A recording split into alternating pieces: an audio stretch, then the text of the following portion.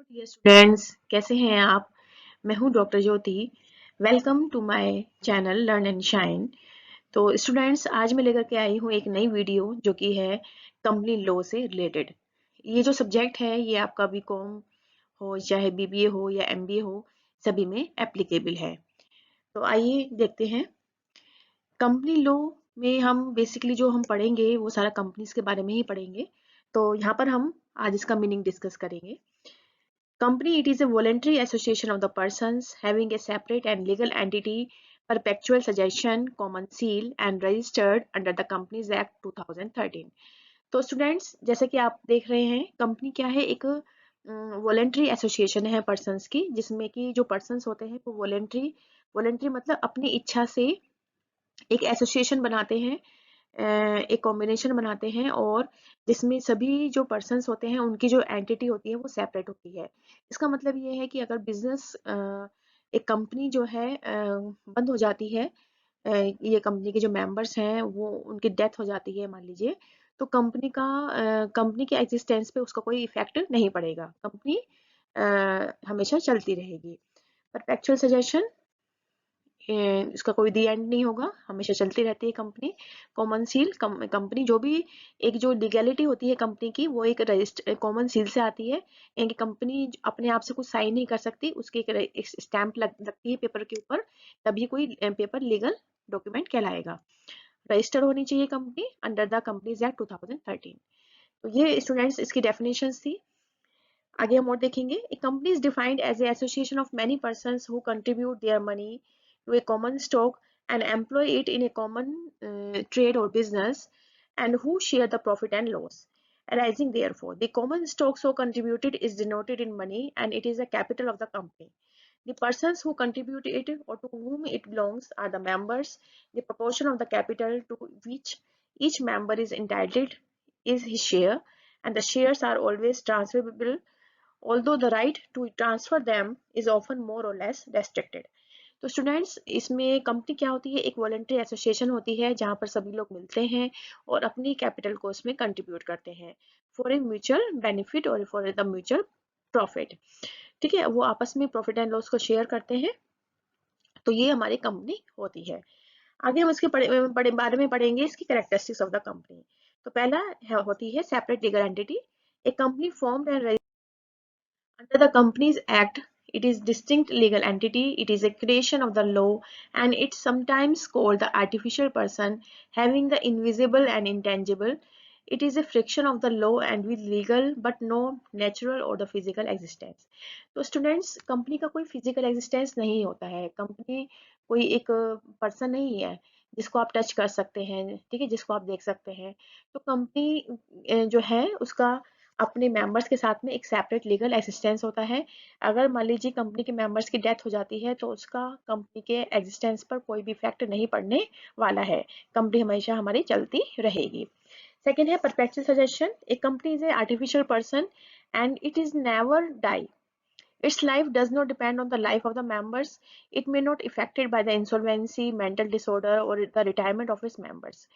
अभी मैंने जैसे अभी आपको बताया स्टूडेंट्स कि अगर इसके किसी मेंबर कोई इंसॉल्वेंट हो जाता है या मेंटल डिसऑर्डर हो जाता है या उसका रिटायरमेंट हो जाता है तो उसका कंपनी के एग्जिस्टेंस पे कोई भी इफेक्ट नहीं पड़ने वाला है। It is created by the law and can be put to end to only by the process of law. इसको ये जो हम इसको क्रिएट करते हैं वो लॉ के अकॉर्डिंग करते हैं और इसका दी एंड भी लॉ के अकॉर्डिंग ही होता है। इवन द अर्थक्वेक, फ्लड और the hydrogen bomb can not destroy it. It continues to exist even if all the human members are dead. अगर सारे इसके मेंबर की डेथ भी हो जाती है तो भी इसके एग्जिस्टेंस पे कोई भी इफेक्ट नहीं पड़ेगा। सो स्टूडेंट्स, आई होप आप ये पॉइंट समझ गए होंगे अच्छे से। नेक्स्ट देखते हैं limited liability. In a company limited by shares, the liability of the members is limited to the unpaid value of the shares. If the face value of a share in a company is rupees 10 and a member has already paid 7 rupees per share, he can be called up to the pay not more than 3 rupees per share during the lifetime of the company. In a company limited by guarantee, the liability of the members is limited to such amount as the members may undertake to contribute to the assets of the company in the event of its being wound up. तो students, company के case में जो liability होती है members की, वो क्या होती है, लिमिटेड होती है। और वो कहाँ तक लिमिटेड होती है, वो होती है उनकी unpaid value of the shares. मान लीजिए एक कंपनी का एक मेंबर है, उसने शेयर्स लिए, इसकी फेस वैल्यू 10 रुपये पर शेयर है, 10 रुपीज पर शेयर है, और उसने 7 रुपीज पर शेयर पे कर दिया है।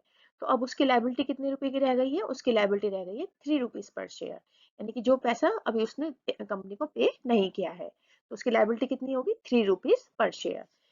उसके बाद है common seal. A company it is a jurisdiction person with a perpetual suggestion and a common seal. Since the company has no physical existence, it must act through its agent, and all such contract entered into by its agent must be under the seal of the company. The common seal act as an official signature of the company. Every company must has a seal with its name engraved on it. तो students, जैसे मैंने अभी आपको बताया कि company एक का कोई फिजिकल एग्जिस्टेंस नहीं है, कंपनी खुद से उठ के साइन नहीं कर सकती है किसी भी पेपर पे, और कोई भी पेपर लीगल तभी होता है जब उस पर कंपनी के सिग्नेचर होते हैं।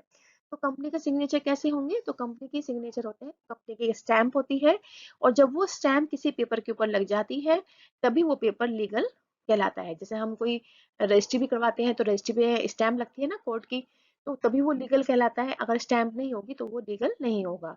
तो वैसे ही कंपनी है, कंपनी की लीगैलिटी, कंपनी की कोई भी पेपर है, कोई भी डॉक्यूमेंट है, वो लीगल तब होगा जब उस पे कंपनी की एक स्टैंप लगी होगी। उसके बाद है transferability of the shares. The capital of the company is divided into the parts called the shares.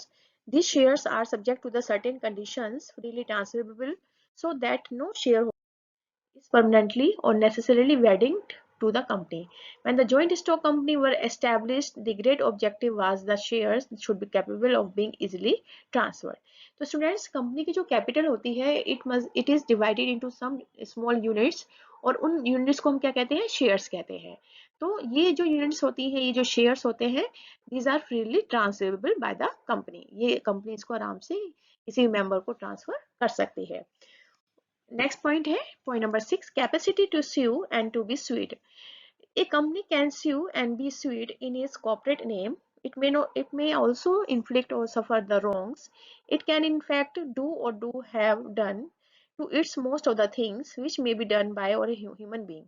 On the incorporation, a company acquires separate and independent legal personality.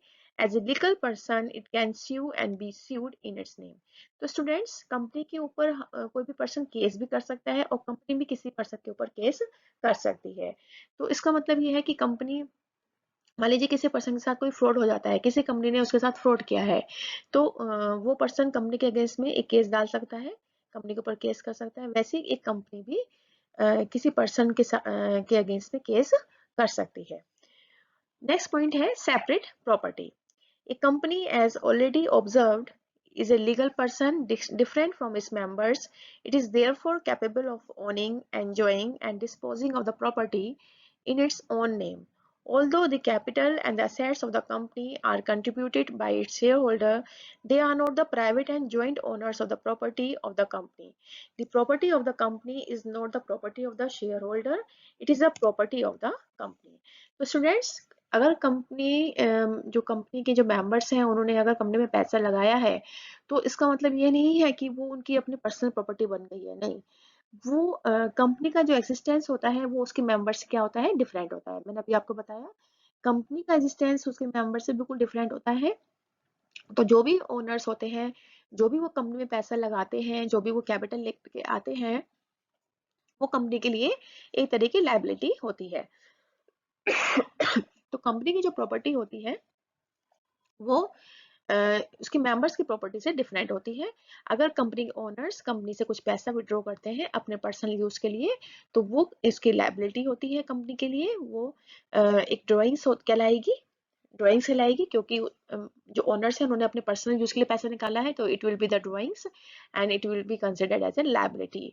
So students, I hope all the points are clear to all of you. तो इसमें हमने देखा, आज हमने देखा company क्या होती है और कंपनी के क्या क्या फीचर्स होते हैं। So students, in the next video I will discuss about the types of the companies. So today, आज के लिए बस इतना ही काफी है। तो I request all of you please like and subscribe my channel, ताकि मैं ऐसी ही नई नई वीडियो आपके लिए लेके आ सकूं और आपकी नॉलेज को बढ़ा सकूं। Okay students, till then take care, bye bye.